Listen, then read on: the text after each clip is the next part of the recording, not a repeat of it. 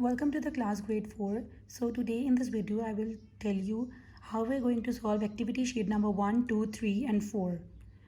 So first of all, this is the picture you have on your activity sheet number 1. It says the heart is a muscular organ and it pumps the blood to the lungs and to the different parts of the body. So by looking at the picture that is given over here, you need to tell the question and answers mentioned below. Number 1 question. What is the largest and the main artery of the circulatory system? Name the blood vessels that carry blood from the upper and lower parts of the body. What separates the left and right side of the heart? Name the blood vessels that carry blood to and from the lungs.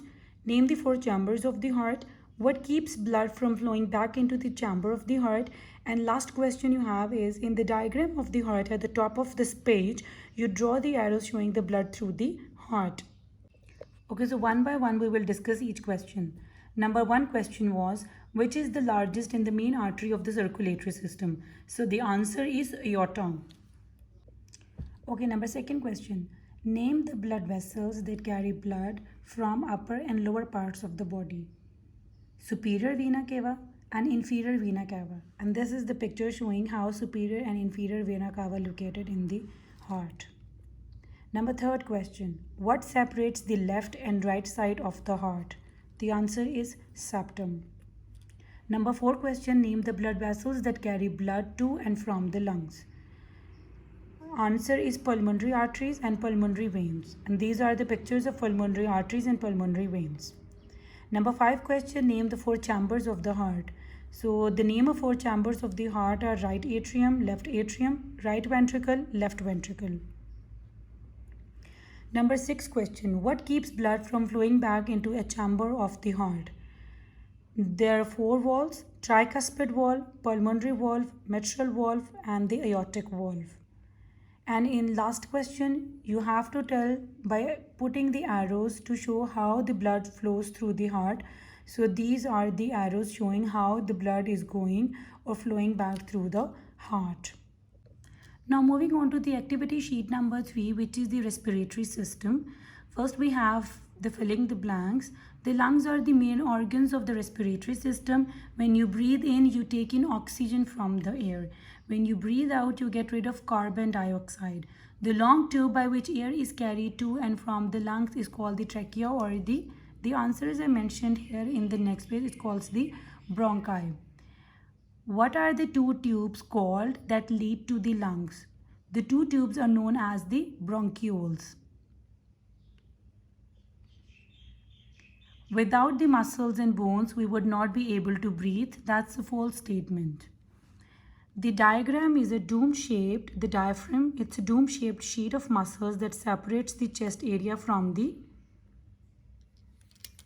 abdomen is the right answer. Last we have in each lung the small tube that branch off the bronchi. They are known as the air sac or the alveoli. So these are the filling the blanks. Number 1 statement, answer is oxygen. Then we have carbon dioxide, bronchi, bronchioles, falls, abdomen and air sac. Okay, on the activity sheet number 4, we have 5 question and answers. Number 1 question, why is your nose so important in breathing process? The answer is the nose does more for breathing than just providing. Number A point is place for air to enter our body. What sticky substance helps destroy dangerous germs and bacteria in your nose? Mucus is a sticky substance that helps in destroying dangerous germs and bacteria in your nose. Number 3rd question. Very fine hair called cilia cover the inner of the nose. How do the fine hair helps to collect dust, bacteria and mucus and keep the nasal passages clear? So the answer is the whole system of airways is lined with a thin layer of sticky mucus that trap dust particles, bacteria and mucus and keep the nasal passages clear. Number 4 question, the alveoli, air sacs in the lungs contain a network of tiny blood vessels and capillaries. What is transferred through the walls of the alveoli in the bloodstream? So the answer is, during gas exchange, oxygen moves from the lungs to the bloodstream. At the same time, carbon dioxide passes from the blood to the lungs. This is the diagram of the diagram showing how alveoli is located.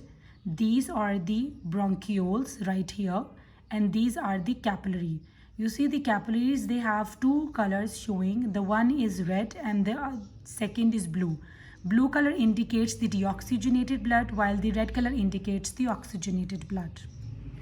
Number 5 question, why is it easier to breathe at sea level than at higher altitude? The air at higher altitude is colder, less dense, and contains fewer oxygen molecules. That's it for the lecture.